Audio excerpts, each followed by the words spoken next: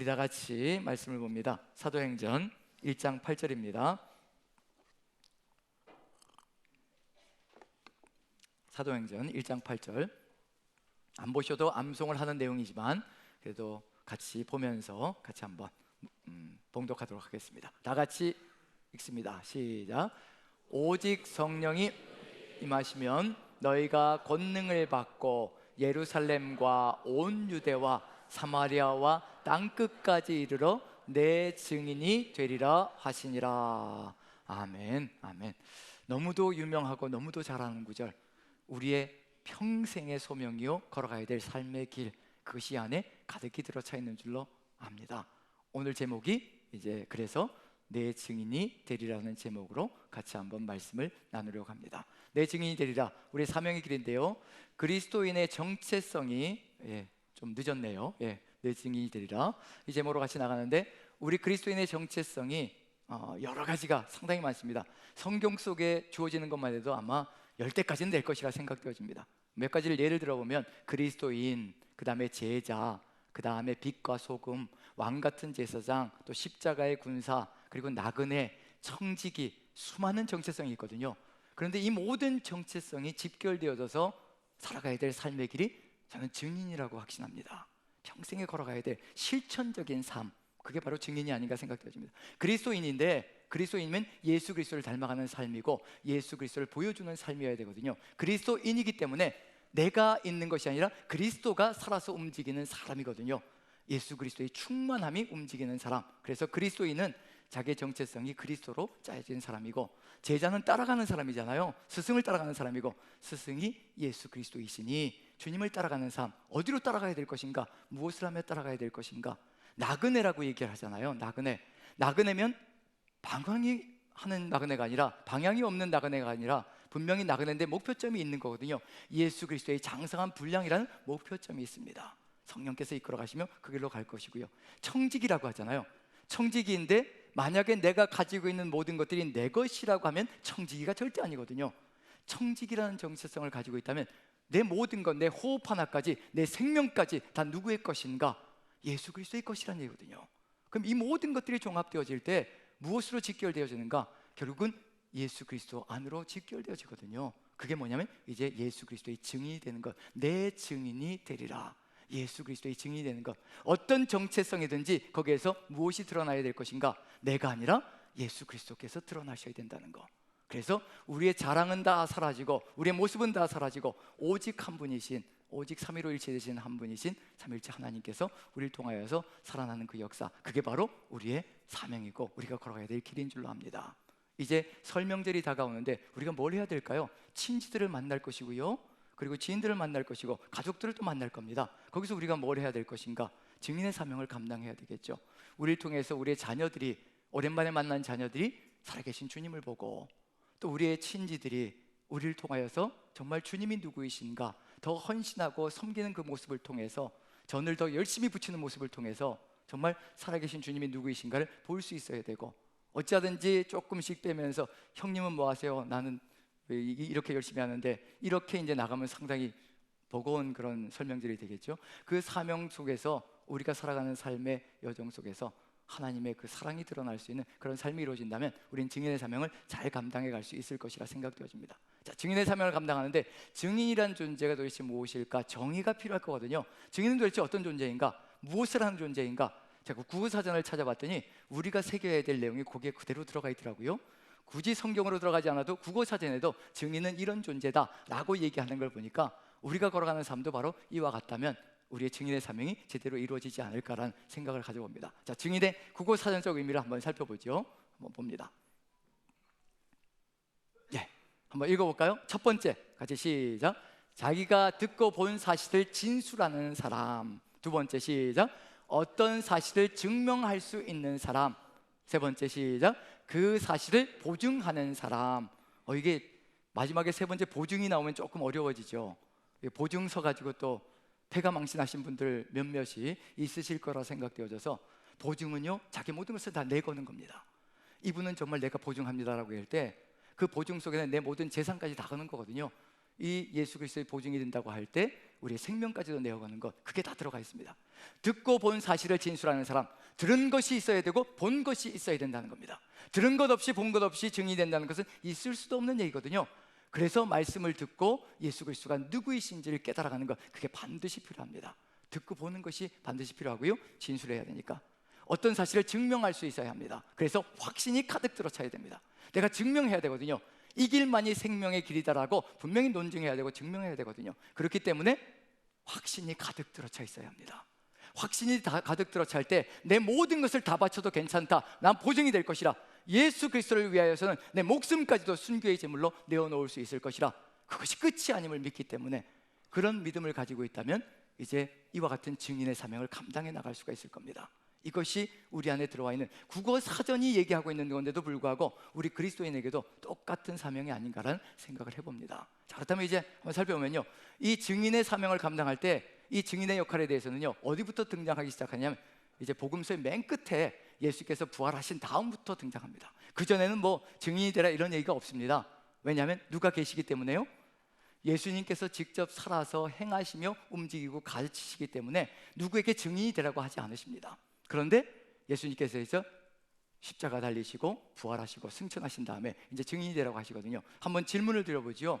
예수님께서 직접 행하시고 가르치시는 거하고 우리가 예수님의 증인이 되어서 예수님께서 우리 안에서 행하시고 가르치시는 거하고 어떤 게 더 나을까요? 어떤 게 더 나을까요?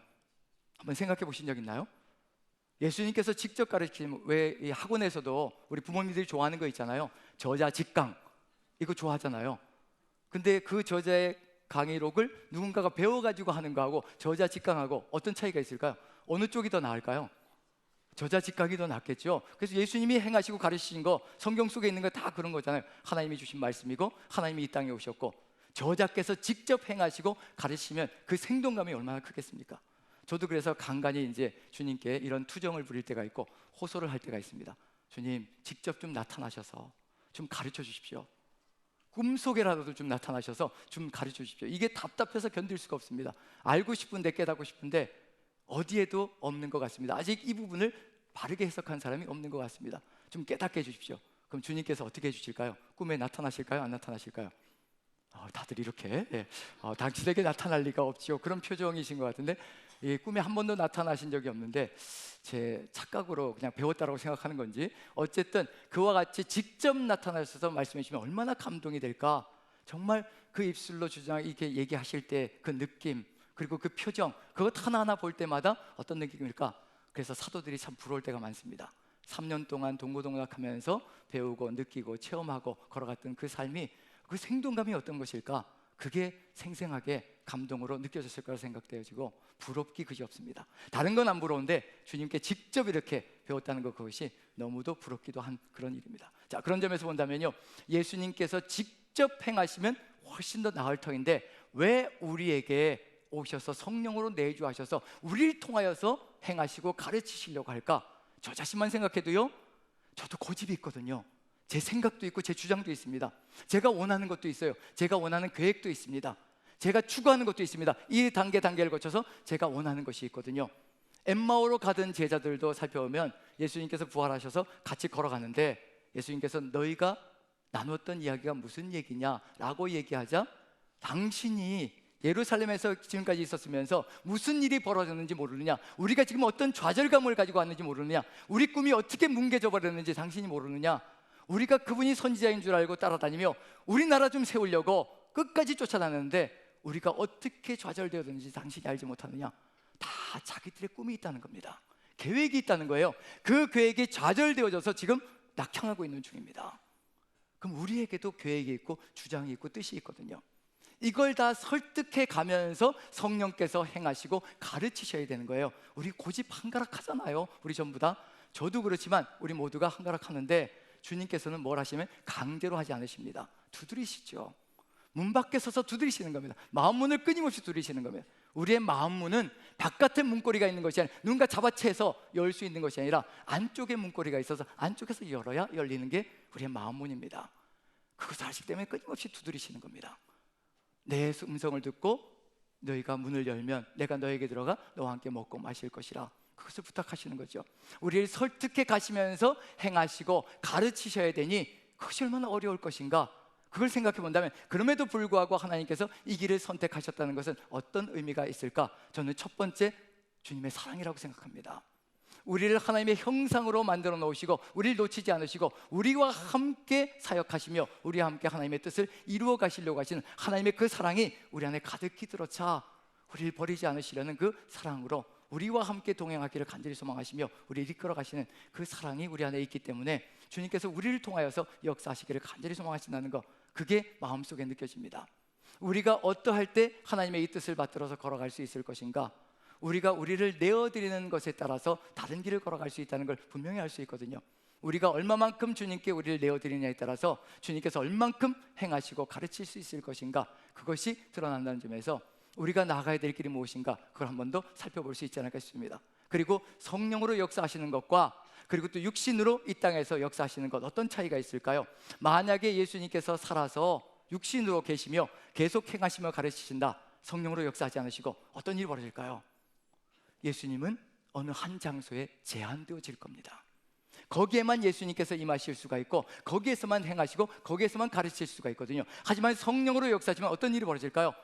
온 세상 천지에서 그 성령의 역사에 따라서 움직이는 사람들을 통하여 하나님은 전 세계에서 하나님의 뜻을 이루어가며 성령의 역사로 충만하게 이 세상을 하나님의 땅으로 이끌어 가실 수 있다는 것, 이것은 세상이 달라지는 겁니다. 새 역사가 펼쳐지는 거거든요. 그 일을 이루어가기 위해서 성령께서 우리 안에 오셨습니다.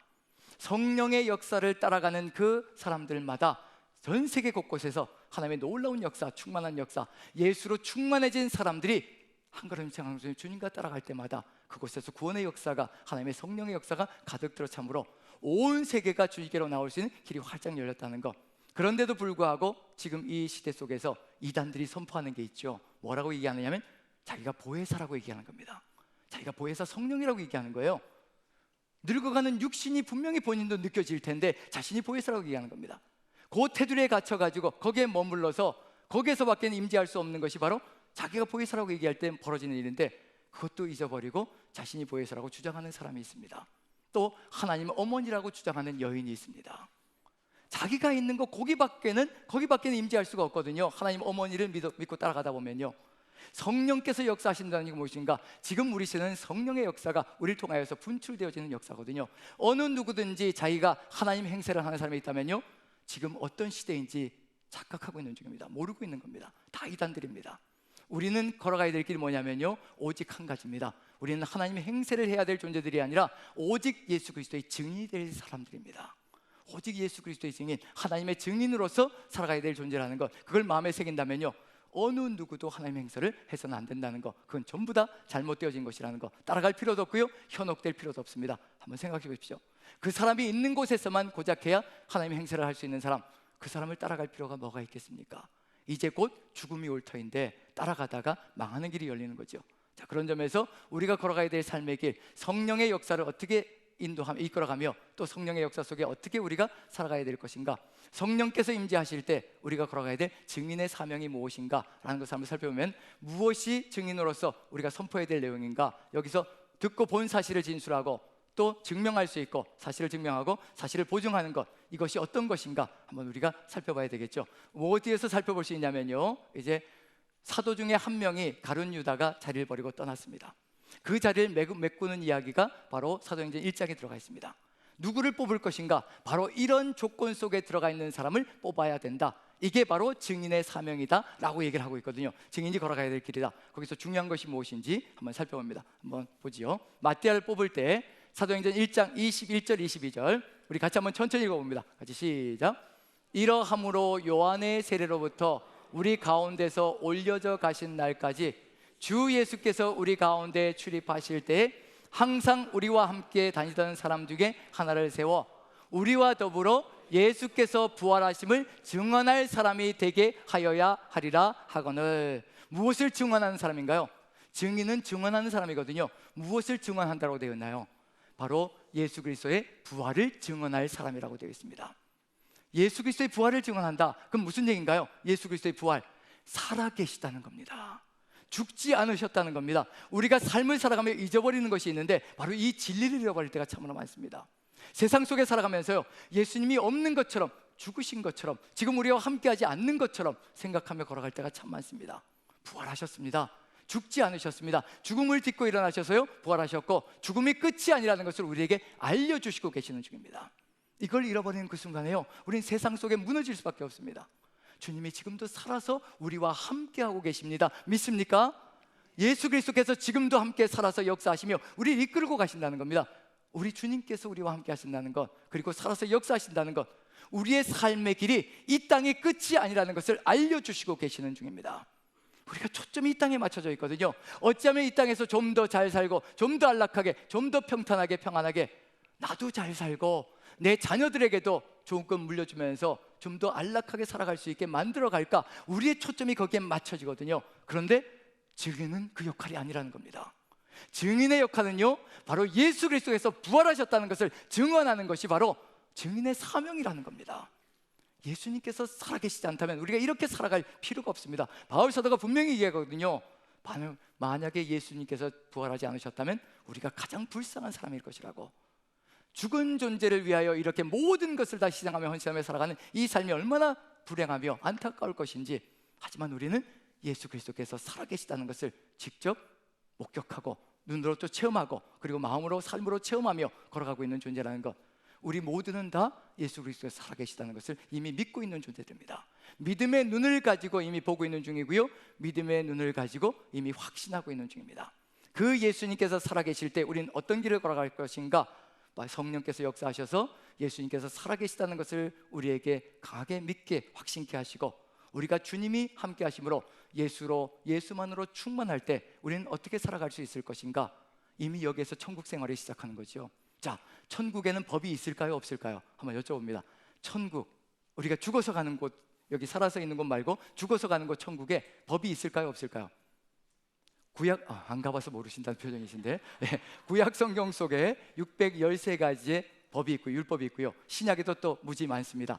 산상수훈을 비롯해서 이 땅에서는 참 법이 많지요. 그럼 천국에서는 어떨까요? 있을까요? 없을까요? 좀 착각하시는 것 같습니다. 나는 법 없어도 산다라고 착각하시는 것 같으신데, 자, 천국에도 법이 있겠죠. 자, 우리가 지금 살아가는 613가지 신약의 모든 법들 하나로 통칭해서 뭐가 될까요? 사랑이죠. 사랑으로 하나 되어지는 겁니다.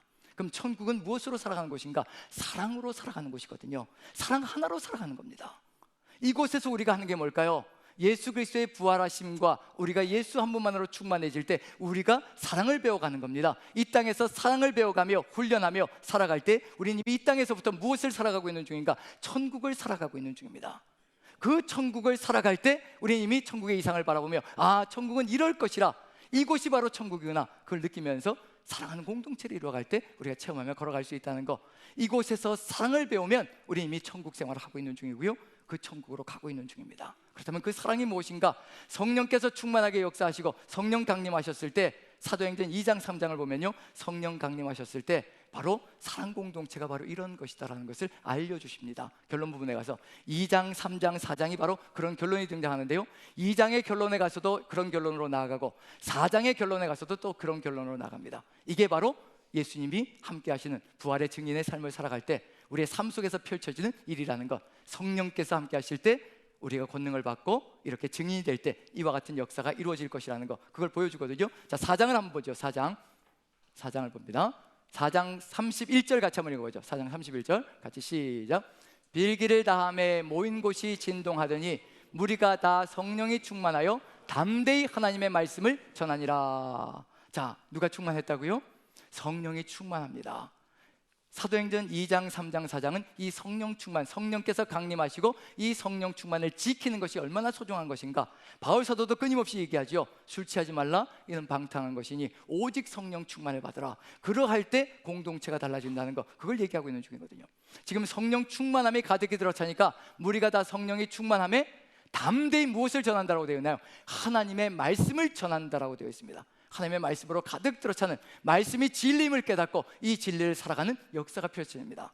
하나님의 말씀을 살아가기 시작할 때요, 그때 뭐가 이루어지기 시작하는가? 우리 안에서 사랑이 싹트고 사랑으로 살아가는 공동체가 이루어집니다. 그럴 때 32절 이와 같은 역사가 펼쳐집니다. 같이 한번 읽어보죠. 시작. 믿는 무리가 한 마음과 한 뜻이 되어 모든 물건을 서로 통용하고 자기 재물을 조금이라도 자기 것이라 하는 이가 하나도 없더라. 여기서 우리가 이제 공포스럽게 생각하는 게 있죠. 자기 재물을 자기 것이라고, 조금이라도, 조금은 하나라도라고 의미가 들어가 있습니다. 자기 재물을 조금이라도 자기 것이라고 하는 사람이 없다. 모두가 통용하는 삶을 살아간다. 이게 상당히 무서운 이야기일 수가 있죠. 그러다 보니까 이것은 무엇이라고 얘기할 때가 많으냐면요, 이건 초대교회 시절에 은혜가 충만해서 그때 이루어졌던 일이지 21세기 올해는 지금 우리가 살아가는 현대에는 이게 기준이 되어서는 안 된다, 그렇게 해석하는 분들도 상당히 있습니다. 하지만 분명히 기억해야 될 것은 뭐냐면요, 첫 번째 이루어져야 될 게 성령이 충만한 것이 이루어져야 합니다. 그냥 한순간에 우리가 서로 가진 것을 나누면서 생명까지 나누며 가는 공동체가 되어줄 수는 절대 없다는 겁니다. 성령 충만함이 이루어지고 무엇이 이루어진 하나님의 말씀이 진리라는 것을 깨달아야 됩니다. 성령 충만함으로 이 말씀만이 우리가 살아가야 될 길이며 이것이 진리라는 것을 가슴속에 확신 가운데 거해야 된다는 얘기거든요. 그러할 때 무슨 일이 벌어지는가? 한 마음과 한 뜻이 된다라고 이야기를 합니다. 한 마음과 한 뜻이 된다는 게 무슨 얘기인가요? 우리가 한 마음과 한 뜻이 된다는 것은 한 몸이 되고 한 지체가 된다는 것을 의미하는 겁니다. 한 지체가 되어질 때 공동체가 하나라는 것, 남이 아니라는 것을 깨달아가기 시작할 때, 우리가 가족이라는 것을 깨달아갈 때, 그때서야 달라지기 시작하는 겁니다. 우리 모두가 가지고 있는 것이 다 우리가 공동으로 나눌 수 있는 것이라는 것, 우리는 청직이라는 것을 깨달아가는 그런 역사가 펼쳐진다는 얘기거든요. 순서가 어그러지면 절대 이루어질 수가 없습니다. 어디부터 가야 되냐면 성령 충만부터 이루어져야 합니다. 말씀이 우리의 삶이 되어야 합니다. 그래서 한 마음 한 뜻이 되어야 합니다. 그래야 우리의 가진 것들을 기꺼이 나누면서 오직 하나님의 뜻을 받들어 나아가는 삶이 이루어집니다. 충만을 잃어버리면 아무것도 이루어질 수가 없습니다. 그리고 34절 35절 같이 한번 읽어보죠. 끝부분입니다. 34절 35절 같이 시작. 그 중에 가난한 사람이 없으니 이는 밭과 집 있는 자는 팔아 그 판 것의 값을 가져다가 사도들의 발 앞에 두매 그들이 각 사람의 필요를 따라 나누어 줌이라. 가난한 사람이 없다. 무슨 얘기일까요? 한 마음 한 뜻이 되니까, 한 몸이 되니까 지체를 돌보는 것이 곧 나를 돌보는 것이고, 나를 돌보는 것이 곧 지체를 돌보는 것이라는 것을 깨달아가기 시작하는 거죠. 하나 되어지는 역사가 펼쳐짐으로, 이렇게 서로가 서로를 도움으로 서로의 몸을 세워가는 역사가 펼쳐진다는 것, 그게 바로 하나님의 뜻 가운데 이루어지는 삶의 길이라는 것, 그걸 보여주고 있는 중입니다. 이러한 사랑 공동체가 이루어질 때 다른 세상을 만들어간다는 것을 분명히 이루어가고 있다는 얘기가 되는 거예요. 중심에 뭐가 이루어질 것인가? 성령 충만할 때 증인이 되거든요. 증인이 되는데 무엇을 증언하는 삶이 될 것인가? 33절의 중심에 들어가 있습니다. 같이 한번 읽어보죠. 같이 시작. 사도들이 큰 권능으로 주 예수의 부활을 증언하니 무리가 다 큰 은혜를 받아. 뭐라고 돼 있나요? 사도들이 큰 권능을 받아 오직 성령이 너희에게 마시면 너희가 권능을 받고, 권능 정도가 아니라 큰 권능이라고 분명히 얘기하고 있습니다.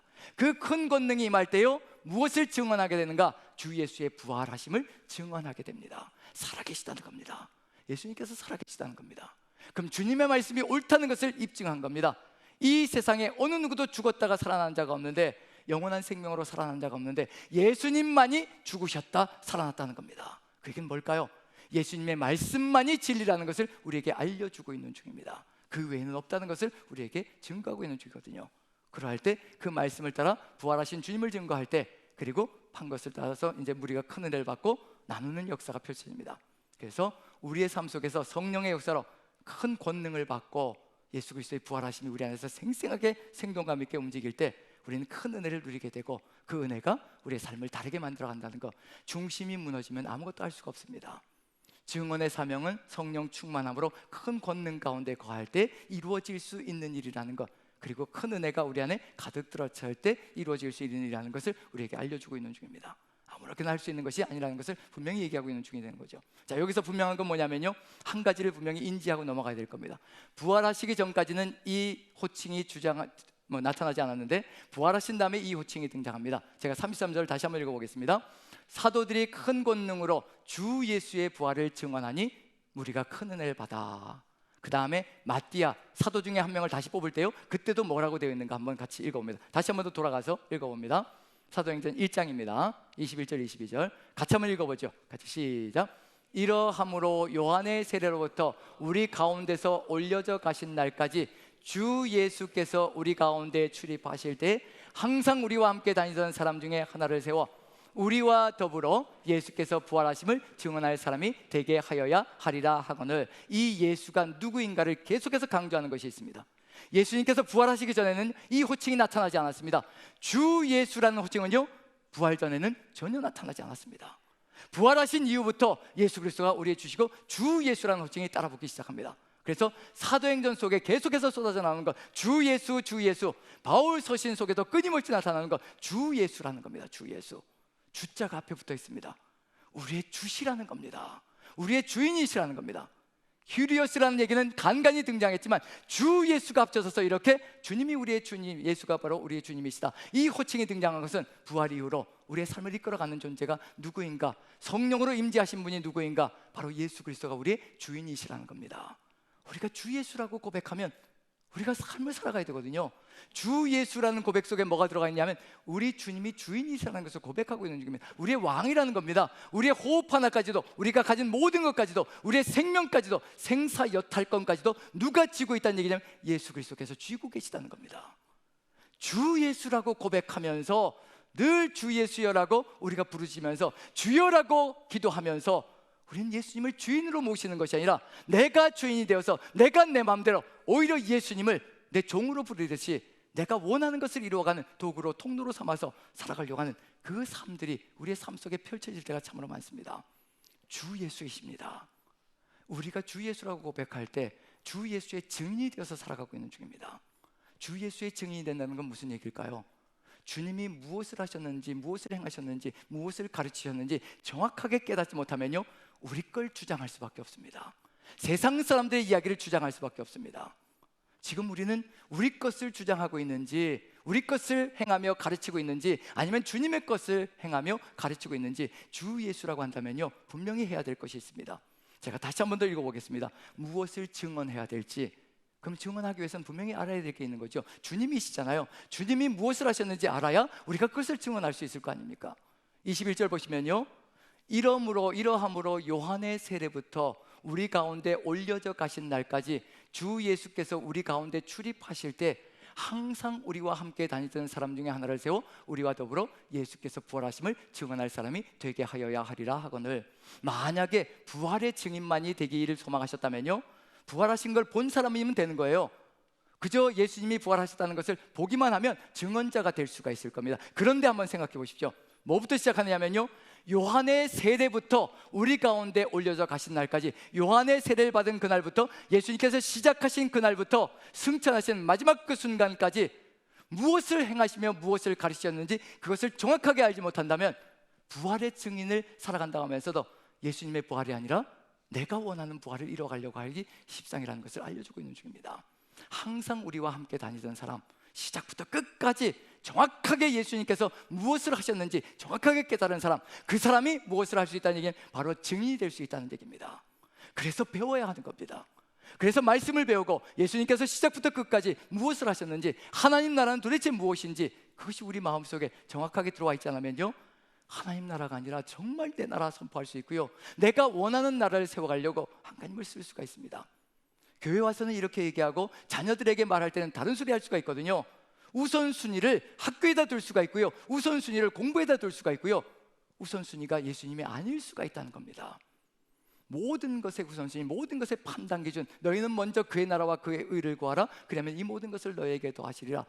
이게 1순위, 2순위를 얘기하는 게 아니라요, 1순위는 예수님이고 2순위는 공부고 그걸 얘기하는 것이 아니라요, 예수 그리스도께서 모든 것의 판단 기준이 되게 하야 공부도 따라오고 그 다음에 또 재물도 따라오고, 공부와 재물이 따라왔을 때 이것을 바르게 사용할 수 있는 사람이 되어진다는 것, 모든 것의 기준이 누가 되라는 얘기는 바로 예수 그리스도가 되게 하라는 의미가 들어가 있습니다. 바로 여호와의 율법을 주야로 묵상하는 것도 마찬가지입니다. 하나님의 말씀이 우리의 삶의 중심이 되고 모든 것의 판단 기준이 되게 하라는 것, 그 내용이 들어가 있거든요. 여기서 분명한 건 뭐냐면 예수님께서 바로 시작부터 끝까지 무엇을 얘기하셨는가, 사복음서를 보면요 그게 들어가 있습니다.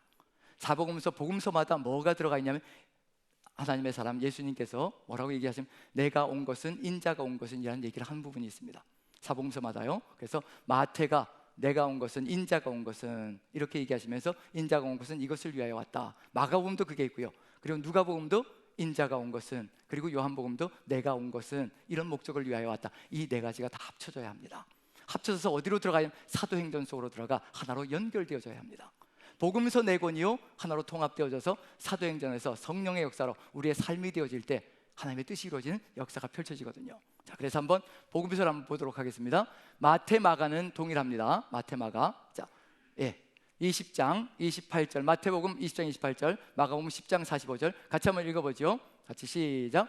인자가 온 것은 섬김을 받으려 함이 아니라 도리어 섬기려 하고 자기 목숨을 많은 사람의 대속물로 주려 함이니라. 마태와 마가는 동일한 것을, 인자가 온 것을 동일한 것을 얘기합니다. 왜냐하면 마태복음은 유대인들에게 증거하는 복음서고요, 마가복음은 이방인들에게 증거하는 복음서입니다. 그래서 마태복음서 속에는 뭐가 많이 들어가 있냐면 구약의 인용들이 상당히 많이 들어가 있습니다. 구약 성경 속에 옛 사람에게 말하기를 그러면서 인용하면서 이게 성취되어졌다고 이야기합니다. 왜냐하면 유대인들이 구약의 말씀을 잘 알고 있기 때문에. 그래서 마태복음 28장으로 상당히 깁니다. 구약의 내용들이 다 들어가 있어서. 근데 이방인들은 구약의 내용을 모릅니다. 성경을 모르죠. 그렇기 때문에 구약에 인용되는 내용들이 거의 없습니다. 그러다 보니까 16장으로 상당히 짧습니다.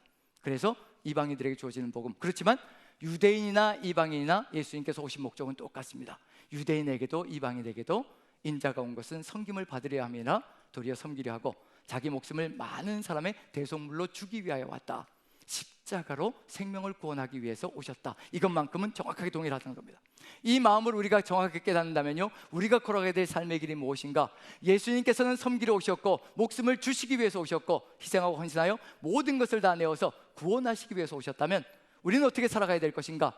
우리도 역시 마찬가지로 걸어가야 될 삶의 길이 바로 이런 섬김의 길, 헌신의 길, 그리고 또 우리의 모든 것을 내어놓는 삶의 길, 그것이 우리가 걸어가야 될 삶의 길이라는 것. 그렇다면 예수님께서는 지금 십자가를 이야기하고 계시는 중이거든요. 이걸 이루기 위해 왔다.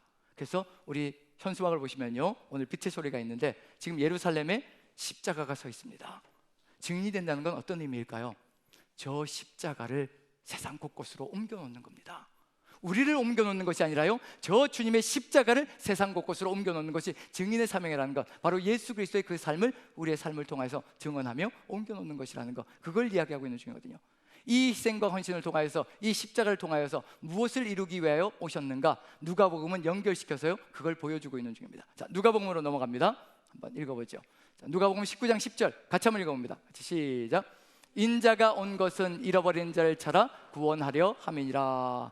십자가로 가시는 이유, 십자가에서 자신의 모든 것을 내어주시는 이유, 그것은 무엇이냐면요, 잃은 자를 찾아서, 잃은 양을 찾아서 구원하시기 위해서 오셨다는 것. 그래서 누가복음으로 연결되어져서요 이제 예수님께서 하시는 일이 있죠. 갈릴리부터 시작해가지고 예루살렘까지 가시면서 이제 잃어버린 자를 찾으시는 이야기가 가득히 들어차 있습니다. 누가복음은 그 이야기로 가득히 들어차 있습니다. 누가복음에만 나오는 이야기들은요 대운다, 잃은 자를 찾는 이야기가 그 안에 가득히 들어차 있거든요. 그게 바로 예수님께서 오신 거고 십자가를 지시는 목적이라는 얘기거든요. 그래서 한 걸음씩 걸어가시면서 갈릴리부터 시작해서 예루살렘까지 가시면서 잃은 자를 찾아가는 이야기입니다. 그 대표적인 이야기가 어떤 이야기가 들어가 있냐면 바로 삭개오를 구원하는 이야기가 들어가 있습니다. 잃은 자인 삭개오를 찾아서 구원의 길로 이끌어 가시는 것, 찾아가시는 거죠. 삭개오에게 찾아가시는 겁니다. 그리고 그 집으로 들어가셔서 구원을 선포하는 것, 그런 역사가 바로 누가복음서 속에 들어가 있습니다. 그렇다면 이제 우리가 걸어가야 될 길, 이걸 이어받는 거지요.